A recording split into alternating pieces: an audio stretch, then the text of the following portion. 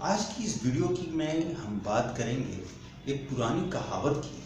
जिसमें ये कहा जाता है कि अगर किसी राज्य का राजा दूरदर्शी हो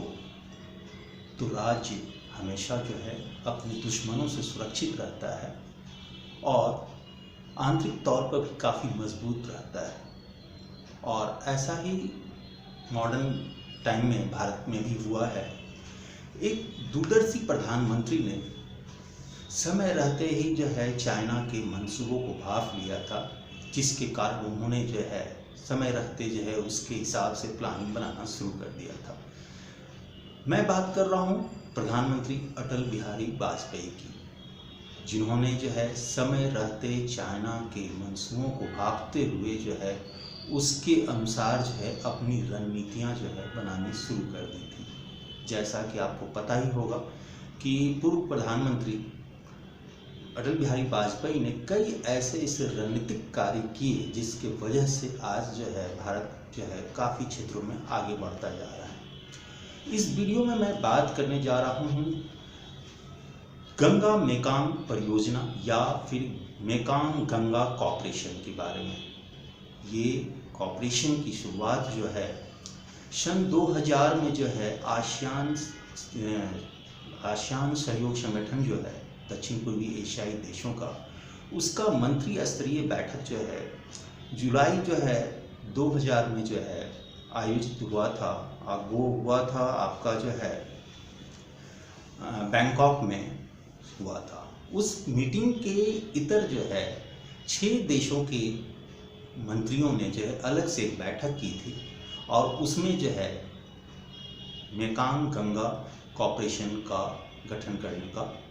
मंसूबा बनाया था। बाद में ये संगठन जो है लाओस में जो है 2000 में ही जो है नवंबर 2000 में जो है लाओस में इसका विधिवत तौर पे स्थापना हुआ था। अब सवाल देखिए यहाँ पे मैं क्यों ये उठा रहा हूँ कि देश का जो है राजा अगर जो है दूरदर्शी हो तो आपको जो है मैं थोड़ा सा आगे की ओर ले चलता हूँ कि चाइना का जो है बिल्ट एंड रोड इनिशिएटिव या वन बेल्ट वन रोड जो है प्रोग्राम जो आया 2013 में आया, और इसी के साथ जो है चाइना ने जो है पाकिस्तान में जो है ये अपना जो है CPEC प्रोजेक्ट चालू किया। और उस प्रोजेक्ट के तहत जो है उसने जो है आपका बलूचिस्तान के जो है ग्वादर में जो है पोर्ट बनाना शुरू किया। और इसी तरह का जो है दूसरा पार्ट इसी का जो है वो जो है बर्मा, लाओस, कंबोडिया और ये सारे देशों को होते हुए जो है वो नॉर्थ ईस्ट एशियन कंट्रियों में चालू करना चाहता था। और इसका मेन मकसद था उसका कि इसके सहारे वो हिंद महासागर में अपनी उपस्थिति बनाए। और जैसा कि आपको पता भी होगा कि देशों की जो है रणनीति जो होती है कई चीज़ों को ध्यान में रख के बनती है। इधर जो है वो पाकिस्तान के सहारे जो है हिंद महासागर में पहुंच रहा था अरब सागर के द्वारा ग्वादर बंदरगाह से, और इधर उसका प्लान था कि जो है बिल्ट एंड रोड इनिशिएटिव के तहत जो है वो म्यांमार में जो है पोर्ट ले और वहाँ से वो हिंद महासागर में पहुँचे। रणनीतिक तौर पे ये भारत को चारों तरफ से घेरने की उसकी ये प्लानिंग थी, जो कि उसने 2013 में स्टार्ट किया और वाजपेयी जी ने इसे भांप लिया था 2000 में। और इसी जो है मंसूबे को भांपते हुए उन्होंने जो है 2000 में जो है मेकांग गंगा कॉर्पोरेशन का जो है शुरुआत किया। और 2003 में जो है चाबहार बंदरगाह के लिए ईरान से समझौता किया कि वहाँ पे हम बंदरगाह डेवलप करेंगे। काउंटर देखिए पहले शुरू उन्होंने कर दिया था, जब तक चाइना अंदर खाने में सोच रहा था उससे पहले जो है एक जो है दूरदर्शी प्रधानमंत्री ने जो है भागते हुए जो है उससे जो है चंद किलोमीटर की दूरी पर जो है अपना जो है पोर्ट जो है खड़ा करना शुरू कर दिया था। ये अलग बात है कि 2003 में जो है सैंक्शन जो है ईरान पे लगा, जिसकी वजह से ये जो है अमल में नहीं आया। बाद में जो है मोदी गवर्नमेंट के आने के बाद 2016 में जो है इंडिया और ईरान के बीच में फिर से इस पे जो है एक समझौता हुआ और भारत सरकार ने चाबहार पोर्ट को डेवलप किया, काउंटर करते हुए ग्वादर बंदरगाह को, जहाँ पे CPEC काउंटर हुआ। अब जो है इधर जो है दक्षिण पूर्वी एशियाई जो है ये पूर्वी एशियाई देशों में जिधर बर्मा है, थाईलैंड है, लाओस है, वियतनाम है, इधर जो वो पहुंचना चाह रहा था हिंद महासागर में जो है बर्मा के द्वारा, उसको काउंटर करने के लिए उन्होंने जो है गंगा मेकांग परियोजना स्टार्ट किया। इस परियोजना के तहत जो है एक रोड बनना था जो कि 6 देशों को जो है आपस में जोड़ता। ये 6 देश जो हैं वो है Cambodia, Bharat, Laos, Myanmar, Thailand और वियतनाम। इन 6 देश को जो है आपस में जोड़ते हुए जो है उनकी कनेक्टिविटी, इसमें से कई देश हैं जो कि लैंडलॉक हैं, उनको जो है डायरेक्ट कनेक्टिविटी जो है भारत के शहरों और भारत के बंदरगाहों से दिया जाना था। इसका जो है एक तो व्यापारिक महत्व और दूसरा जो है था रणनीतिक महत्व भी है इसका। एक तो व्यापारिक जो है महत्व ये कि भारत का जो है पहुंच जो है भारतीय सामानों के लिए एक बड़ा बाजार जो है दक्षिण पूर्वी एशियाई देशों में जो है बर्मा से लेकर के लाओस, कंबोडिया और थाईलैंड तक बन जाता। और रणनीतिक फ़ायदा ये होता कि चाइना का जो है उस एरिया में अपना प्रभुत्व जमाने का जो कोशिश था उसको धक्का लगता, क्योंकि जब भारत से जो है ये सारा चीज़ जो है मिलेगा तो चाइना का तरफ जाहिर तौर पे जो लोग नहीं देखेंगे। और दूसरा जो सबसे बड़ा धक्का चाइना को लगता कि उसका जो एक प्लान था कि वो म्यांमार को अपने पाले में लेते हुए जो है हिंद महासागर में एक बंदरगाह अपने लिए जो है हासिल करे और वहाँ से जो है हिंद महासागर में जो है अपनी उपस्थिति जो है दर्ज कराए, उस पर भी पानी फिर जाता। तो ये थी जो है चाइना को काउंटर करने की वाजपेयी की रणनीति, और जो कि उनके समय रहते तो कामयाब नहीं हुआ, लेकिन बाद में कामयाब जरूर हुआ। अगर इस चीज़ को आप ध्यान से देखें तो जिस टाइम में जो है वाजपेयी जी ने इस चीज़ को इनिशिएट किया था, उस वक्त अगर जो है वो काम चालू हो जाता, या उसके बाद 2004 तक जो है वाजपेयी की गवर्नमेंट थी, उसके बाद UPA गवर्नमेंट आ गया, UPA सरकार भी अगर इस दूरदर्शिता को आगे जारी रखती तो शायद चाइना से जिस तरह से आज जो है रणनीतिक तौर पर हम गिरते चले जा रहे हैं वो संभव नहीं होता। खैर अलग चीज़ है कि UPA गवर्नमेंट के जाने के बाद जब से फिर से जो है भाजपा की जो है मोदी सरकार आई है, काफ़ी इन चीज़ों पे ध्यान दे रही है और उसने जो है इन रुके हुए परियोजनाओं को जो है फिर से चालू किया है और बहुत हद तक जो है दक्षिण पूर्वी एशियाई देशों में, पूर्वी एशियाई देशों में और इधर पाकिस्तान की तरफ भी जो है चाइना को बहुत ही अच्छे ढंग से काउंटर कर रही है। तो ये जो गंगा मेकांग परियोजना है, जैसा कि आप मैप में देख रहे होंगे, ये जो है कंबोडिया, लाओस, म्यांमार, थाईलैंड और वियतनाम को जो है रोड के द्वारा जो है भारत से जोड़ता है। और ये जो है इसमें जो मतलब कि जब मंत्री स्तरीय जो है इसमें जो है मीटिंग हुई और इसका जो एजेंडा बनाया गया, यानी कि इसका जो कार्य संस्कृति क्या होगी, इसका कार्य क्या होगा, ये सब जब तय किया गया तो इसमें मेन चीज़ जो थीम रखा गया इसका कि पर्यटन, संस्कृति और मानव विकास को बढ़ाने के लिए संचार, परिवहन एवं आर्थिक ढांचे को जो है इन 6 देशों के बीच में मजबूत करना। जैसा कि आप ये 2 लाइन में देख रहे हैं, बहुत ही कूटनीतिक शब्दों का इस्तेमाल किया गया है। संचार,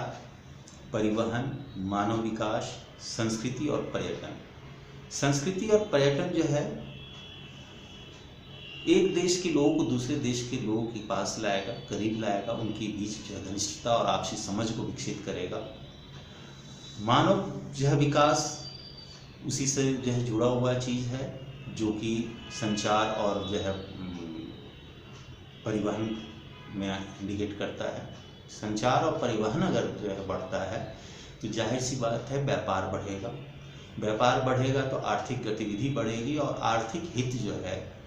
हर देश का एक दूसरे के साथ जुड़ेगा। भारत का आर्थिक हित जो है कुछ जो है लाओस में डेवलप होगा, कंबोडिया में डेवलप होगा, वियतनाम में डेवलप होगा, इसी तरह उनका जो आर्थिक हित जो है भारत में डेवलप होगा। नतीजन कुछ भी जो है रणनीतिक तौर पे जो है विचार करने वक्त या भविष्य में किसी तरह का जो है अगर राजनीतिक उथल पुथल होता है तो उस वक्त जो है डिसीजन लेने से पहले लोग अपने आर्थिक हितों को भी ध्यान में रखेंगे। इस चीज़ को ध्यान में रखते हुए ये जो है सहयोग संगठन बनाया गया। और ये तो एक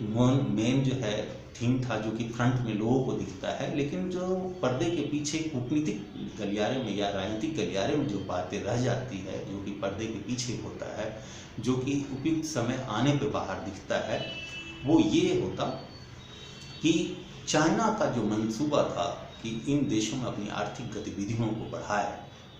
और इन देशों पे जो है अपना जो है पकड़ मजबूत करे, वो जो है कमज़ोर होता। और दूसरी जो है बात जो और चाइना के खिलाफ जाता वो ये कि जो है हिंद महासागर में जो है उसकी जो पहुंचने की जो ख्वाहिश थी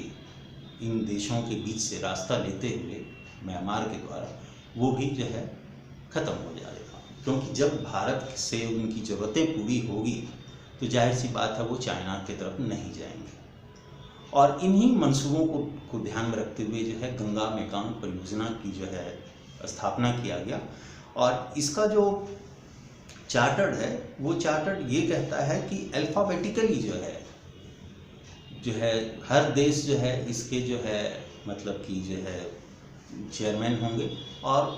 जो देश चेयरमैन होगा उसी देश में उसके कार्यकाल तक जो है इसका कार्यालय चलेगा। और अभी तक जो है इस पे जो है कोई कंक्रीट ठोस जो है ये निर्णय नहीं हुआ है कि इसका जो है अस्थाई कार्यालय कहाँ होगा, अस्थाई सचिवालय कहाँ होगा, ये अभी तक नहीं हुआ है। लेकिन ये तय हुआ पड़ा है कि इस पे जो है जो देश अध्यक्ष बनेगा अल्फ़ाबेटिकली वही जो है पे उसी की राजधानी में जब तक उसका कार्यकाल रहेगा तब तक इसका सचिवालय और तमाम कार्य होगा। और आज का जो प्रेजेंट में जो स्थिति है वो ये है कि चाइना जो CPEC डेवलप कर रहा है या one vote belt one road जो इनिशिएटिव लेके आ रहा है वो काफ़ी खर्चीला है। खर्चीला इसलिए है कि चाइना जिस एरिया से भी ये जो है वन बेल्ट इनिशिएटिव लेके चल रहा है वहाँ जो है कोई इंफ्रास्ट्रक्चर नहीं है, पूरा का पूरा जो है इंफ्रास्ट्रक्चर उसे जो है जीरो से स्टार्ट करना पड़ रहा है, जिसकी वजह से वो काफ़ी महंगा और खर्चीला साबित हो रहा है। लेकिन गंगा मेकांग परियोजना या मेकांग गंगा जो है परियोजना है, इसमें जो है एग्जिस्टिंग जो रोड जो है इन 6 देशों के अंदर उसी रोड को जो है भारत सरकार जो है और डेवलप कर रही है, जिसके वजह से इसका खर्च जो है CPEC से मतलब कि 1/4 के आसपास पड़ रहा है। क्योंकि जो है पहले से इन देशों में जो है आपसी कनेक्टिविटी है और भारत का भी नॉर्थ ईस्ट स्टेट में जो है बर्मा के बॉर्डर तक कनेक्टिविटी बना हुआ है, 4 लाइन रोड बना हुआ है। सिर्फ उसे एक दूसरे से कनेक्ट करना है और जो बर्मा के आगे थाईलैंड, लाओस, कंबोडिया इन देशों में जो है रोड की जो चौड़ाई कम है उसे जो है बढ़ाना है और बढ़ा करके उसे स्टैंडर्ड लेवल तक लाना है। और अभी जब मैं आपके सामने ये वीडियो लेकर के आ रहा हूँ तब तक जो है लगभग रोड का जो है इस प्रोजेक्ट में जो है रोड पे लगभग 70 to 80% काम हो चुका है और इस पे जो आर्थिक गतिविधि भी चालू हो चुका है और चाइना को उस तरफ से अच्छे ढंग से काउंटर किया जा चुका है। अब इधर CPEC को लीजिए तो CPEC में जो है पाकिस्तान के साइड में जो है ग्वादर बंदरगाह आज तक जो है ढंग से ऑपरेशनल नहीं हो पाया है और चाबहार बंदरगाह जो है ऑपरेशनल है। क्योंकि चाबहार बंदरगाह जो है काफ़ी पुराना है, 2016 में जो है जब भारत और ईरान के बीच जो समझौता हुआ उस समझौता से पहले भी वो बंदरगाह कार्यशील था और है। सिर्फ उसकी इंफ्रास्ट्रक्चर को और डेवलप किया जा रहा है और उसकी क्षमता को बढ़ाया जा रहा है और उसकी कनेक्टिविटी जो है अफ़गानिस्तान और ईरान के अदर पार्टों से बढ़ाया जा रहा है रोड और रेलवे लिंक के द्वारा। तो ये था हमारा जो है आज का जो है वीडियो, जिसमें कि मैंने आपको बताया कि कैसे एक दूरदर्शी जो है शासक जो है समय रहते जो है अपने पड़ोसियों के गलत मंशों को पहचानते हुए जो है अपनी सुरक्षा के लिए, अपने देश की सुरक्षा के लिए जो है एक जो है स्टेप उठाता है और उसका उत्तराधिकारी अगर कमज़ोर हो जाए तो उसको अगर नज़रअंदाज कर देता है तो क्या होता है वो आज की डेट में आप देख रहे हैं कि भारत और चाइना के संबंधों के बीच में क्या हो रहा है। ये अलग बात है कि फिर जो है कुछ अंतराल के बाद जो है एक योग्य शासक आने के बाद उसी अंदाज में जो फिर जो है भारत जो है काउंटर कर रहा है और अपने जो है पड़ोस में जो है अपने अनुसार माहौल को डेवलप कर रहा है। इस वीडियो में इतना ही, फिर मिलते हैं नेक्स्ट वीडियो में कुछ नए सब्जेक्ट के साथ। तब तक के लिए आगे के लिए धन्यवाद।